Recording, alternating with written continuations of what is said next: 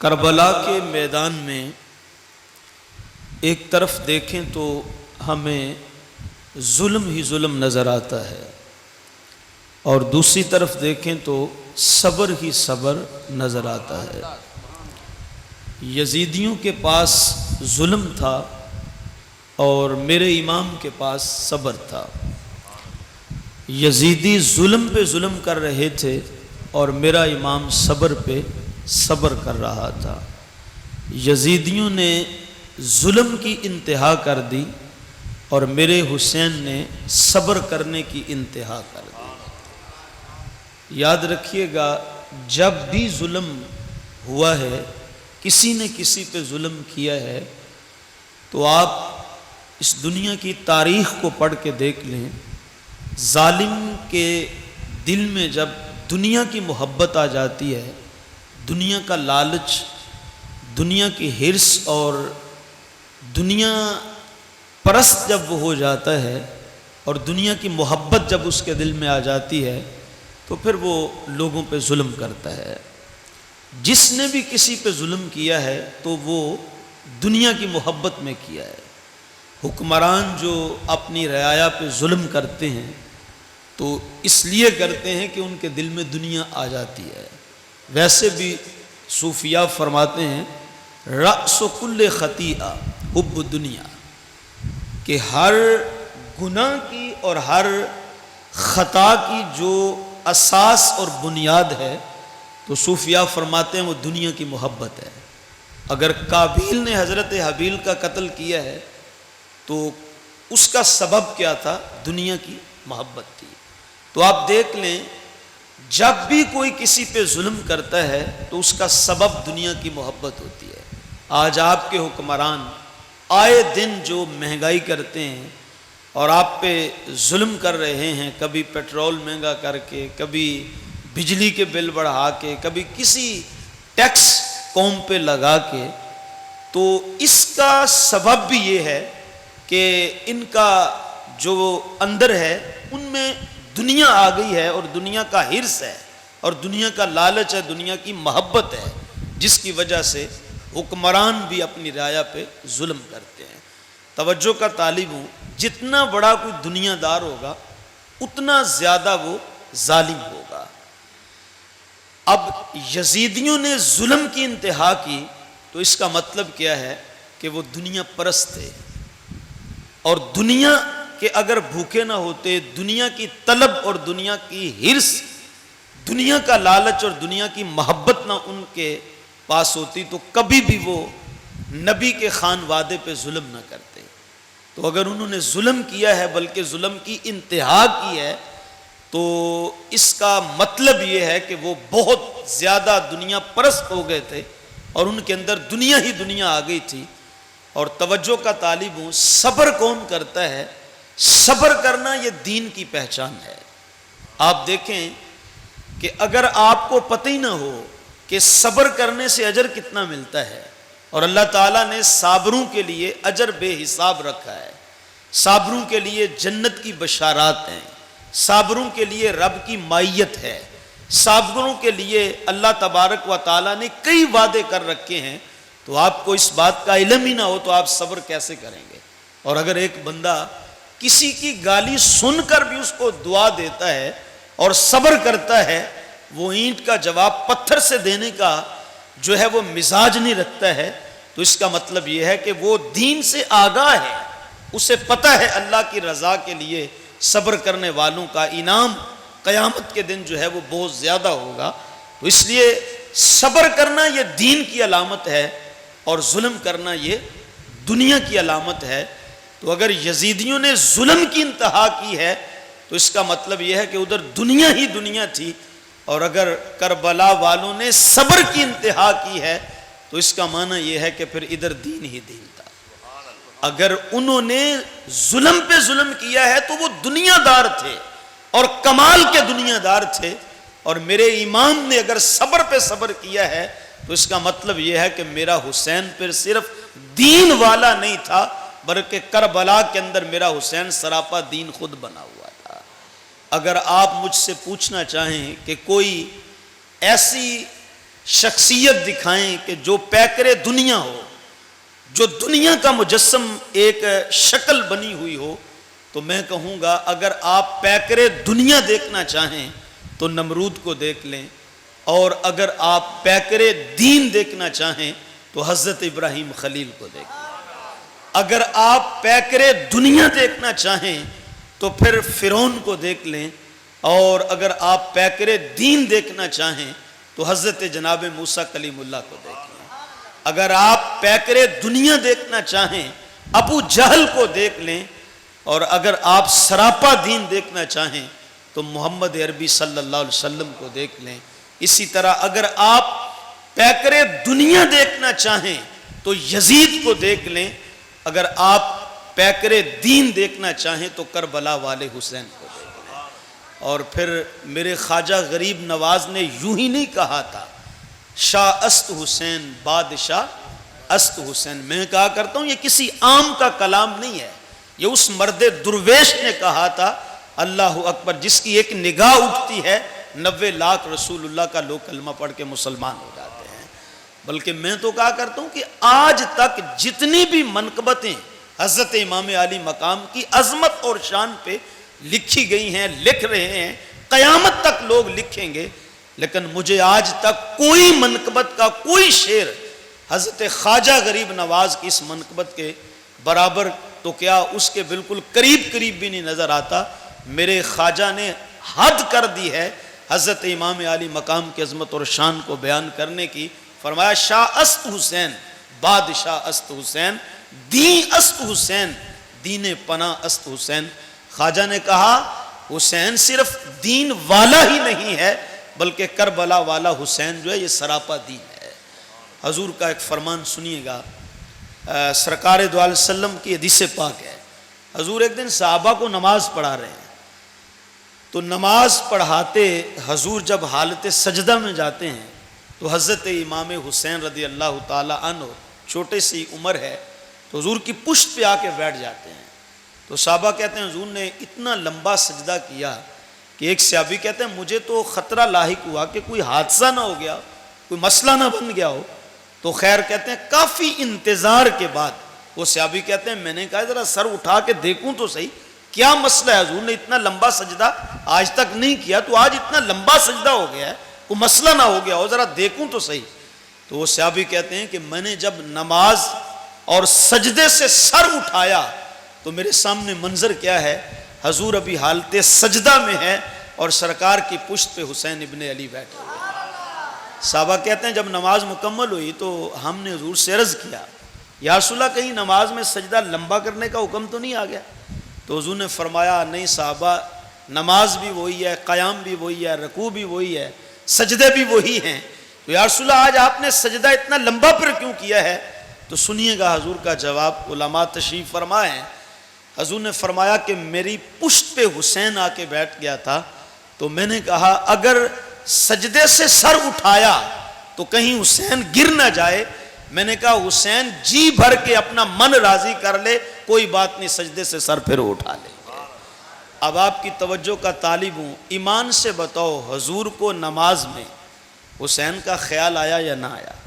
بلکہ میں تو کہتا ہوں کہ حسین کا خیال نہیں بلکہ حضور کی نماز میں سارے کا سارا حسین آ گیا ہے۔ تو وہ ضابطہ تو پھر ٹوٹ گیا نا جو کہتے ہیں کہ امتی کی نماز میں اگر نبی کا خیال آ جائے تو نماز ٹوٹ جاتی ہے۔ اللہ اکبر، پتہ نہیں کہاں اندھیرے میں بیٹھ کے ان لوگوں نے لکھ دیا کہ امتی کی نماز میں نبی کا خیال آ جائے امتی کی نماز ٹوٹ جاتی ہے۔ ہمارے تو بزرگ فرماتے ہیں جب تک خیال یار نہ آئے ہماری نماز ہوتی نہیں ہے۔ اللہ اکبر، ازاں ازل سے تیرے عشق کا ترانہ بنی، نماز تو تیرے نظارے کا ایک بہانہ بنی، ادائے دید سراپا نیاز تھی تیری، کسی کو دیکھتے رہنا نماز تھی تیری۔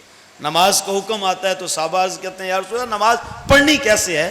فرمایا سلو کما رأیتمونی اصلی، جس طرح مجھے پڑھتے دیکھو، میری اداؤں پہ چلتے رہنا، میری اداؤں کا نام ہی تو نماز ہے، میری اداؤں پہ چلنا ہی تو عبادت خدا کہلاتا ہے۔ اللہ اکبر، ریاضت نام ہے تیری گلی میں آنے جانے کا، تصور میں تیرے رہنا عبادت اس کو کہتے ہیں۔ تو لوگ کہتے ہیں امتی کی نماز میں نبی کا خیال آئے تو نماز ٹوٹ جاتی ہے. توجہ کا طالب ہوں, یہاں امتی کی نماز میں نبی کا خیال نہیں ہے بلکہ نبی کی نماز میں امتی کا خیال ہے. میرے مصطفیٰ نے بتا دیا اگر نبی کی نماز میں امتی کا خیال آ جائے, نبی کی ہو جاتی ہے, تو پھر امتی کی نماز میں نبی کا خیال آنے سے امتی کے نماز بھی ہو جاتی ہے. عزیزات گرامی قدر, تو حسین حضور کی نماز میں ہیں. حضور نے فرمایا میں نے کہا سجدہ لمبا ہو جائے لیکن حسین کو پشت پہ جب تک وہ خود نہ اترے میں سجدے سے سر نہیں اٹھاؤں گا کہیں حسین گر نہ جائے. تو پھر بتاؤ حضور کو نماز میں حسین کا خیال تھا یا نہیں تھا؟ اب بتاؤ حسین کو دنیا کہو گے یا دین کہو گے؟ سادی سی بات ہے میاں, اگر حسین کو دنیا کہو تو پھر تو نبی کی نماز پہ اعتراض ہوگا کہ نبی کی نماز میں دنیا آ گئی, جبکہ ہمارے ہاں تو ضابطے یہ ہیں, ہمارے صوفیاء فرماتے ہیں ولی اتنی دیر تک ولی نہیں بنتا جب تک اس کی نماز میں دنیا کا خیال نکل نہ جائے, اور دین ہی دین رب ہی رب نہ ہو اتنی دیر تک وہ ولی نہیں بن سکتا. توجہ کا طالب ہوں, یہ آج کل ہماری نمازیں ہیں کہ جو خیال کبھی نہ آتا ہو نماز کے اندر وہ بھی آ جاتا ہے.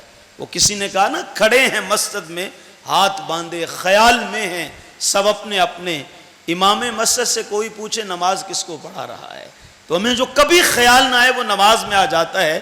لیکن ولی کی نماز ایسی نہیں ہوتی, ولی کی نماز میں دنیا نہیں ہوتی. اگر ولی کی نماز میں دنیا کا خیال ہو تو اس کا مطلب یہ ہے کہ ابھی وہ قرب کی منزلوں کو پا ہی نہیں سکا ہے, وہ ولی بنی نہیں ہے. ولی کی نماز میں دنیا نہیں ہوتی. تو پھر بتاؤ جب ولی کی نماز ایسی ہے تو مولا علی کی نماز کیسی ہے؟ علماء سے پوچھئے, پنڈلی میں تیر لگ جاتا ہے تو دوست جب کھینچتے ہیں تو درد ہوتا ہے, جسم تڑپتا ہے, تو کہا ذرا رک جاؤ. کہا حضور کیسے نکالیں؟ کہا ذرا چند لمحوں کے لیے رکو, مجھے 2 نفل نماز کی نیت باندھ لینے دو. اب سیرت نگاروں نے لکھا جب 2 نفل نماز رکعت کی نیت باندھی تو وہی تیر دوستوں نے آرام سے کھینچ لیا پنڈلی سے, اور آج تک بھی نہیں کی ہے. یہ علی کی نماز ہے تو ایمان سے بتاؤ پھر نبی کی نماز کیسی ہوگی؟ اور پھر امام الانبیاء کی نماز کا عالم کیا ہوگا؟ تو اگر کہو نبی کی نماز میں دنیا ہے تو پھر نبی کی نماز پہ اعتراض ہوگا. پھر مجھے کہنے دیجئے اگر نبی کی نماز میں حسین کا خیال آیا ہے تو حسین دنیا کی علامت نہیں ہے, میرا حسین جو ہے وہ دین کی پہچان بنا ہوا ہے, میرا حسین دین تھا. اللہ اکبر. تو توجہ کا طالب ہوں, میں نے کہا ظلم کرنا دنیا کی پہچان ہے اور صبر کرنا یہ دین کی پہچان ہے. اگر ادھر ظلم ہے تو وہ دنیا پرست لوگ تھے, اگر ادھر دین صبر نظر آتا ہے تو اس کا مطلب یہ ہے کہ میرے نبی کا خاندان جو تھا وہ دین والا تھا, اور نہ صرف دین کو بچانے گئے تھے بلکہ مصطفیٰ جان رحمت کے نظام اور کردار کو بچانے گئے تھے. اللہ اکبر. تو آئیے, قرآن کہتا ہے سلام علیکم بما صبرتم. قیامت کا دن ہوگا تو کچھ صابرین جب میدان قیامت میں آئیں گے, اللہ فرماتا ہے میں کہوں گا سلام علیکم بما صبرتم. رب فرمائے گا اے دنیا میں صبر کرنے والو, آج تمہارا رب تم پر سلامتی بھیجتا ہے. ذرا توجہ کا طالب ہوں, غور کیجئے, قیامت کے دن جس پر رب رب ہو کے سلامتی بھیجے گا تو پھر ایمان سے بتاؤ وہ دوزخ میں کیسے جا سکتا ہے؟ اللہ اکبر. وہ ایک صحابی کے گھر حضور تشریف لے گئے تو سرکار نے دروازے پہ دستک دی, سلام کہا, تو اسے پتا تو چل گیا کہ سرکار آئے ہیں. ایسا تو ممکن ہی نہیں ہے کہ حضور کسی کے دروازے پہ کھڑے ہوں اور اس کا گھر خوشبوؤں سے معطر نہ ہوا ہو. صحابہ کہتے ہیں حضور کو ملنے جب حضور کے در دولت پہ ہم حاضر ہوتے اور حضور گھر میں نہ ملتے تو ہم کیا کرتے تھے؟ صحابہ کہتے ہیں ہم کسی سے پوچھا نہیں کرتے تھے, ہم مدینے کی گلیوں میں گھوما کرتے تھے, ہمیں خوشبو رسول بتا دیتی تھی سرکار کس گلی سے. تو جس کے دروازے پہ سرکار کھڑے ہیں گھر تو خوشبو سے معطر ہو گیا ہوگا. اب وہ صحابی باہر آئے, دروازے کے ساتھ لگ کے کھڑے ہو گئے, پتہ تو چل گیا سرکار آئے. حضور نے سلام کیا, دروازے پہ دستک دی, اس نے جواب منہ میں دیا, تو جب حضور نے دوسرا مرتبہ سلام کہا اور دروازے پہ دستک دی، پھر اس نے منہ میں جواب دیا، تکلم نہیں کیا۔ آپ علماء سے پوچھیں کہ نماز کے اندر جب آپ نماز پڑھتے ہیں تو کچھ نمازیں ایسی ہیں جن میں قرات بالجہر کی جاتی ہے، فجر ہے، مغرب ہے، عشاء ہے، لیکن کچھ نمازیں ایسی ہیں، دو نمازیں ظہر اور عصر کی، جس میں قرات بالجہر نہیں کی جاتی، وہ مخفی قرات کرنی ہے، آپ نے جو ہے وہ اونچی آواز سے نہیں پڑھنا، لیکن اس کا مطلب یہ نہیں ہے کہ آپ بالکل اس کے الفاظ بھی ادا نہ کریں، آپ مفہوماً اس کو بیان کر دیں یا وہ خیالاً آپ کلمات پڑھ لیں، تو اس طرح نماز نہیں ہوگی۔ اگر مخفی بھی قرات کرنی ہے تو اس کا مطلب یہ ہے کہ کم از کم اتنے لفظ آپ بولیں کہ اپنے آپ کو سنائی دیں، تو تب نماز ہوگی۔ لیکن اس نے منہ میں جواب دیا، بولا بھی نہیں ہے۔ اچھا، حضور نے تیسری بار جب دروازے پہ دستک دی، سلام کہا، تو اب پھر وہ اس نے جواب منہ میں دیا، اونچی نہیں دیا۔ اب سرکار جب حضور نے فرمایا کہ 3 بار دستک بھی دیا، سلام بھی کیا، حضور واپس پلٹے، تو اس نے دروازہ کھولا تو حضور جا رہے تھے، آگے بڑھ کے قدموں میں گرا، یا رسول اللہ اگر کرم ہوا ہی ہوا ہے تو سرکار آپ واپس کیوں تشریف لے جا رہے ہیں؟ سنا ہے آپ ہر عاشق کے گھر تشریف لاتے ہیں، میرے گھر میں بھی ہو جائے چراغاں یا رسول اللہ صلی اللہ علیہ وسلم۔ تو یا رسول اللہ اگر وقت جاگے ہیں تو حضور آپ واپس کیوں تشریف لے جا رہے ہیں؟ تو سرکار نے فرمایا 3 بار دستک دیا، 3 بار سلام کیا، جواب نہیں آیا تو میں جا رہا ہوں۔ میں نے کہا کسی اور وقت سے، تو اس نے عرض کی یا رسول اللہ میں نے تو جواب دیا ہے۔ حضور نے فرمایا لیکن میں نے تو نہیں سنا۔ اس نے عرض کی یا رسول اللہ میں نے سنایا بھی نہیں ہے آپ کو۔ تو کہا کیوں نہیں پھر سنایا؟ جواب بھی دیا کہتے ہو سنایا بھی نہیں۔ عرض کی یا رسول اللہ جب آپ نے پہلی بار مجھ کو سلام کہا، مجھے سلامتی کی دعا دی، تو میرے دل میں خیال آیا، دل کیا سرکار سلامتی کی دعائیں دیتے ہی رہے، تو میں اگر جواب دے دیتا حضور پھر آپ دوسری بار سلامتی کی دعا تو نہ دیتے۔ سرکار میرا دل کر رہا تھا آپ بار بار سلامتی کی دعائیں مجھے دیتے رہیں، یار نبی امتی کو سلام کہے، سلامتی اس پہ بھیجے، اس کا یہ عالم ہے، تو بتاؤ وہ خوش نصیب کتنے لوگ ہوں گے جن پر قیامت کے دن رب رب ہو کے سلام بھیج رہا ہو۔ وہ کہتے ہیں کہ بادشاہ تا کچہری لگی تھی تو ایک سزائے موت کا مجرم آیا، تو اس کو کٹہرے میں کھڑا کیا گیا، تو اس سے پوچھا گیا، اس کو سولی چڑھانے سے پہلے، تختہ دار پہ لٹکانے سے پہلے پوچھا گیا تیری کوئی خواہش ہو؟ اس نے کہا میری یہی خواہش ہے، مجھے ذرا بادشاہ کے قریب لے جاؤ۔ تو انہوں نے پولیس والوں نے اس کو نکالا تو وہ بادشاہ کے سامنے کھڑا کر دیا۔ اس نے کہا بادشاہ سلامت، السلام علیکم۔ تو بادشاہ نے آگے سے کہا وعلیکم السلام۔ تو اس نے کہا ہاں بتا کو تیری خواہش ہو؟ کہا یہی خواہش تھی، بس اب جو کرنا ہے کر لو۔ تو بادشاہ نے کہا لے جو اس کو تختہ دار پہ لٹکا دو، پھانسی چڑھا دو اس کو۔ تو وہ بادشاہ سے مخاطب ہو کے کہنے لگا بادشاہ کوئی بندوں والی بات تو کر، بندہ تو وہ ہوتا ہے جس کی بات ایک ہوتی ہے۔ کہا کیا ہوا؟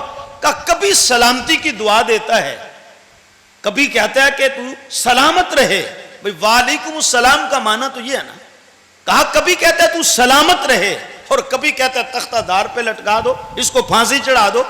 آج کل کے بیوقوف حکمرانوں کی طرح وہ نہیں تھا، سمجھدار تھا، سمجھ گیا کہ بات تو یار سچی کرتا ہے کہ میں ہی پہلے اس کو سلامتی کی دعا دے چکا ہوں، اور اب میرا ہی حکم ہے اس کو تختہ دار پہ لٹکا دو۔ اس نے کہا بلاؤ یہ کس کیس میں آیا ہے؟ بتایا گیا یہ قاتل ہے۔ کہا اس کے ورثاء، مقتول کے ورثاء کو بلاؤ۔ مقتول کے ورثاء کو بلایا گیا، بادشاہ نے اپنی طرف سے قصاص دیا، ان کو راضی کیا، اور اس طرح کہا اس کو چھوڑ دو، اس کو آزاد کر دو۔ توجہ کا طالب ہوں، جس کو وقت کا حاکم سلامتی کی دعا دے وہ موت کے منہ میں پہنچا ہو تو واپس آ جاتا ہے، جس پر قیامت کے دن رب رب ہو کے سلام بھیج رہا ہوگا، بتاؤ اس کی عظمت و شان کا اندازہ کون لگا سکتا ہے؟ قیامت کے دن یہ صابرین کا پروٹوکول ہوگا، اللہ تعالیٰ قیامت کے دن خود ان پر سلامتی بھیجے گا۔ اللہ فرمائے گا سلام ہو تم پر دنیا میں صبر کرنے والوں۔ ویسے اوکھا کام تو ہے نا صبر کرنا، ظاہر بات ہے خاندانوں کا ستایا ہوا ہو بندہ، رشتہ داروں کا ستایا ہوا ہو، گھر والے بھی ٹارچر کریں، خاندان کے لوگ بھی کریں، گلی محلے میں بھی اس کو اذیت پہنچانے والے لوگ ہوں، بڑا مشکل کام ہوتا ہے صبر کرنا۔ لیکن یاد رکھو اگر اس کی رضا کے لیے صبر کرو گے نا، کیا پروٹوکول ہوگا، رب فرماتا ہے میں رب ہو کے تم پر سلام بھیج رہا ہوں گا۔ اچھا توجہ کا طالب ہوں، جو گالی دے کے سن کر مسکرا دے اور جو پتھر کھا کے دعا دے، یہ تو اس صابر کی کہانی ہے، اللہ اس پہ سلام بھیجے گا۔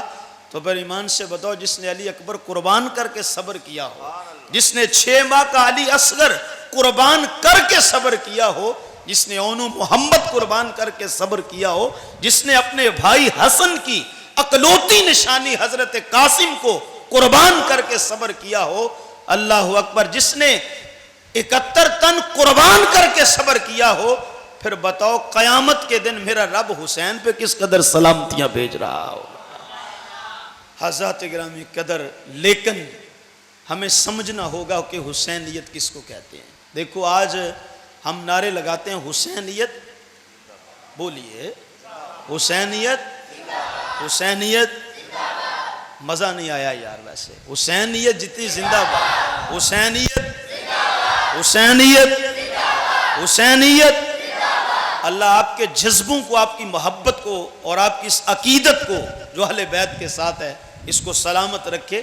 یہ بھی بڑی بات ہے اہل بیت کا دل میں پیار آ جائے، اور یہ کوئی معمولی عمل نہیں ہے۔ خدا کی قسم اہل بیت کی محبت اور ان کا پیار وہ عمل ہے کہ جو بندے کی دنیا بھی بنا دیتا ہے، بندے کی آخرت بھی بنا دیتا ہے۔ ایک حدیث سنیے گا ذرا اس ضمن میں۔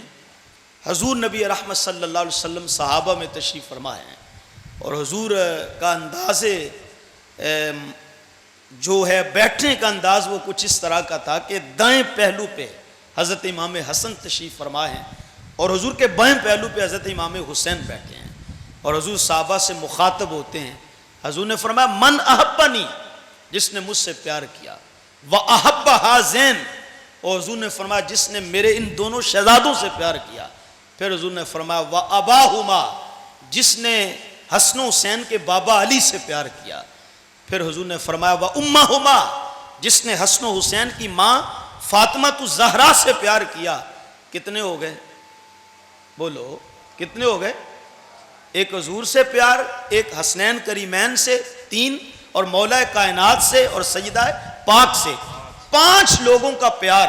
فرمایا جس دل میں آ جاتا ہے میرے مصطفیٰ نے ان سے محبت کرنے کا جو صلہ اور اجر دیا ہے، میرے مصطفیٰ نے عطاؤں کی حد کر دی۔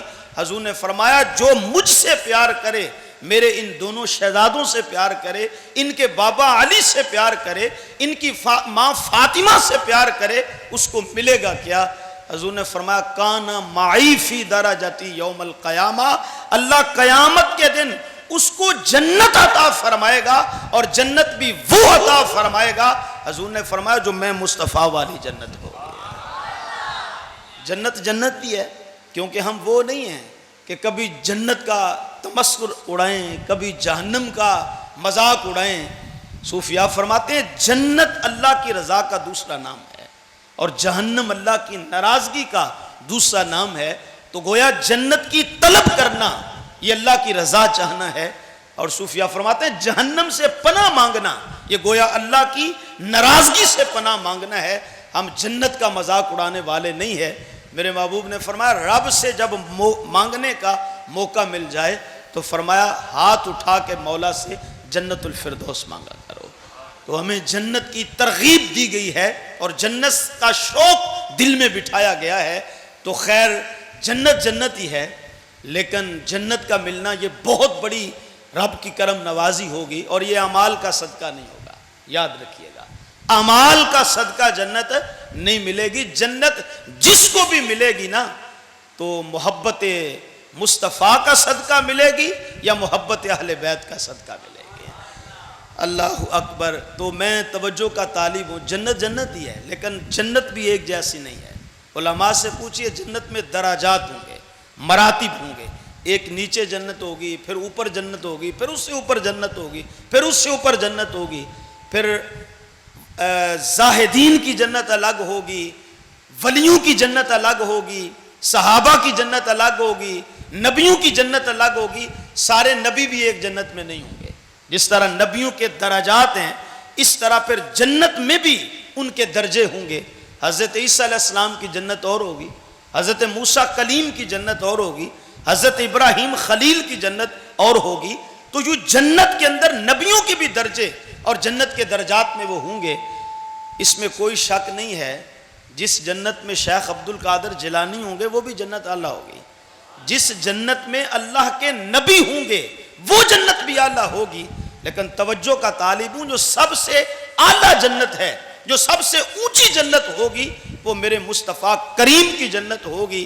میرے حضور نے فرمایا جو مجھ سے پیار کرے، میرے ان شہزادوں سے پیار کرے، ان کے بابا علی، ان کی ماں فاطمہ سے پیار کرے، حضور نے فرمایا اللہ تعالیٰ سب سے جو اوپر والی جنت ہے اس جنت میں رکھے گا جس میں محمد مصطفیٰ بھی ہوں گے. اچھا، اس حدیث کو سمجھانے کے لیے میں ایک مثال دینا چاہوں گا. دیکھو، آپ کا گھر، آپ کی کوٹھی، آپ کا بنگلہ، ہر آسائش، ہر سہولت اس میں موجود ہو، اور آپ کا جو مکان ہے، بنگلہ، کوٹھی ہے، وہ کنالوں پہ مشتمل ہو. لیکن ایمان سے بتاؤ، اگر اس میں آپ کے ساتھ آپ کا باپ نہ رہتا ہو، آپ کی ماں ساتھ نہ رہتی ہو، یہ انسان کی فطرت ہے نا. جب اچھا مکان بناتا ہے تو اس کے دل میں خیال آتا ہے کاش آج میرا باپ زندہ ہوتا، وہ میرے ساتھ رہتا، وہ یہ ٹھاٹ باٹ میرے معاملات کو دیکھتا، وہ کتنا خوش ہوتا. دل میں حسرت آتی ہے کہ آج میری ماں زندہ ہوتی اور وہ میرے ساتھ اس کوٹھی میں میرے اس بنگلے کو دیکھتی، وہ کتنا خوش ہوتی. تو صاحبو، اگر بندے کے ساتھ اس کے والدین بھی رہتے ہوں تو پھر زندگی کا لطف دوبالا ہو جاتا ہے. اللہ اکبر. اور اگر ماں باپ ساتھ نہ رہتے ہوں تو ایک حسرت انسان کی باقی رہ جاتی ہے. میں کہتا ہوں جس مکان میں والدین ہوں تو زندگی جینے کا لطف دوبالا ہو جاتا ہے. قیامت کے دن جنت بھی مل جائے، جنت میں رسول اللہ کا ساتھ بھی مل جائے، تو ایمان سے بتاؤ جنت میں رہنے کا مزہ کتنا آئے گا، اس جنت میں رہنے کا مزہ کتنا آئے گا. یہاں ایک اعتراض ہو سکتا ہے، میں اس کا جواب دیتا جاؤں. کسی کے ذہن میں یہ خیال آ سکتا ہے کہ ایک ہی جنت میں حضور بھی ہوں، ایک ہی جنت میں ہم غلام بھی ہوں، جبکہ نبی بھی نیچے جنت میں ہوں گے. اللہ اکبر. تو اسی جنت میں جس میں سرکار ہوں اسی میں ہم ہوں، تو ایک ہی جنت میں دونوں کیسے؟ بات سمجھ نہیں آئی. تو توجہ کا طالب ہوں. دیکھو، کوٹھی ایک ہی ہوتی ہے، اس میں کوٹھی کا مالک بھی ہوتا ہے اور اس مالک کے جو خدام ہیں، جو نوکر چاکر ہیں، جو ملازمین ہیں، اسی کوٹھی میں وہ بھی رہتے ہیں. اگر کوئی مالک کسی کو اپنا پتہ بتائے تو وہ بھی اس کوٹھی کا پتہ بتائے گا، اور اگر اس کے خدام جو اس کے ساتھ وہاں رہتے ہیں، اس کی خدمت میں مامور ہیں، اگر کوئی ان سے پتہ پوچھے تو وہ بھی پتہ اسی کوٹھی کا بتائیں گے. کوٹھی ایک ہے، اسی میں مالک بھی ہے، اسی میں اس کے ملازمین خدام بھی ہیں. جنت ایک ہی ہوگی، فرق اتنا ہوگا رسول اللہ آقا بن کے رہیں گے، ہم رسول اللہ کے غلام بن کے وہاں پر رہیں گے. تو کس قدر لنگر ملا، کس قدر اہل بیت کی محبت کا صلہ مل رہا ہے. حضور نے فرمایا جو ہم سے پیار کرے گا قیامت کے دن جنت بھی اللہ عطا فرمائے گا اور جنت میں میری معیت بھی نصیب فرما دے گا. تو ان سے پیار نہ ہو تو پھر سب کچھ فضول ہے. حضور نے فرمایا من مات فی بغض آل محمد ماتا منافقا، اور ایک حدیث میں آیا ماتا کافرا. حضور نے فرمایا جس کے دل میں میری آل کا پیار ہی نہیں ہے، وہ نمازی تو ہو سکتا ہے، وہ حاجی تو کہلا سکتا ہے، اور وہ عبادت شعار تو کہلا سکتا ہے، لیکن حضور نے فرمایا وہ کبھی مومن نہیں ہو سکتا. میری آل سے بغض رکھنے والا جب دنیا سے جائے گا، اگرچہ سجدے میں بھی موت آ جائے، یا کافر ہو کے مرے گا یا پھر منافق ہو کے مرے گا. اور ایک اور حدیث سنیے گا، میرے حضور نے فرمایا من ماتا فی حب آل محمد ماتا مؤمنا، من ماتا فی حب آل محمد ماتا شہیدا. حضور نے فرمایا جو میری آل کی محبت میں دنیا سے جاتا ہے، فرمایا گناہگار تو مر سکتا ہے پر بے ایمان نہیں مر سکتا. فرمایا میری آل سے پیار کرنے والا جب دنیا سے جانے لگتا ہے تو حضور نے فرما دیا اس کے بدن سے روح بعد میں نکلتی ہے، لبوں پہ کلمہ پہلے جاری ہو جاتا ہے. اور فرمایا جو میری آل کے محبت اور آل کے پیار میں دنیا سے گیا، اگر بستر پہ بھی موت آ گئی نا، فرمایا قیامت کے دن اللہ شہیدوں کے صف میں اس کو کھڑا کر دے گا. تو یہ آل کا پیار ہے. یہ آل کی محبت ہے، یہ آل کی مودت ہے کہ جو انسان کی دنیا بھی بنا دیتی ہے اور اس کی آخرت بھی بنا دیتی ہے۔ میں اتنا لمبا واز کرنے کا چاہ تو نہیں رہا تھا، لیکن بس آپ کی محبت ہے کہ بس وہ تمہید باندھتے باندھتے بات لمبی ہو گئی۔ بس اب آپ کی توجہ کا طالب ہوں، ایک میسج آپ تک پہنچا کے آپ سے اجازت لینا چاہتا ہوں۔ تو میں عرض کر رہا تھا کہ کربلا کے میدان میں ایک طرف ظلم ہی ظلم ہے اور دوسری طرف صبر ہی صبر ہے۔ یزیدیوں نے ظلم کی انتہا کر دی، پر میرے امام عالی مقام نے صبر کرنے کی انتہا کر دی۔ بلکہ یہ لفظ بھی کہنا چھوٹا ہے امام کی بارگاہ میں کہا کرتا ہوں میرے امام نے کربلا میں صرف صبر نہیں کیا، خدا کی قسم میرے امام نے کربلا کے میدان میں صبر کو کمال پہ پہنچا دیا، صبر کو کمال پہ پہنچا دیا ہے۔ اور میں کہا کرتا ہوں کربلا سے پہلے یہ ضابطہ تھا، یہ اصول تھا، لوگ صبر پہ نازاں ہوتے تھے، لیکن کربلا کے بعد یہ ضابطہ ٹوٹ جاتا ہے۔ کربلا سے پہلے لوگ صبر پہ ناز کرتے تھے، کربلا کے بعد صبر حسین ابن علی پہ ناز کر رہا ہے۔ صبر ہاتھ جوڑ کے عرض کرتا تھا حسین تیرا شکریہ، اگر تو میرا تعارف کربلا میں نہ کرواتا تو شاید اتنا میں متعارف نہ ہوتا۔ اے حسین کربلا میں تو نے سب کچھ قربان کر کے صبر کر کے مجھے تو نے اوج ثریا پہ پہنچا دیا ہے۔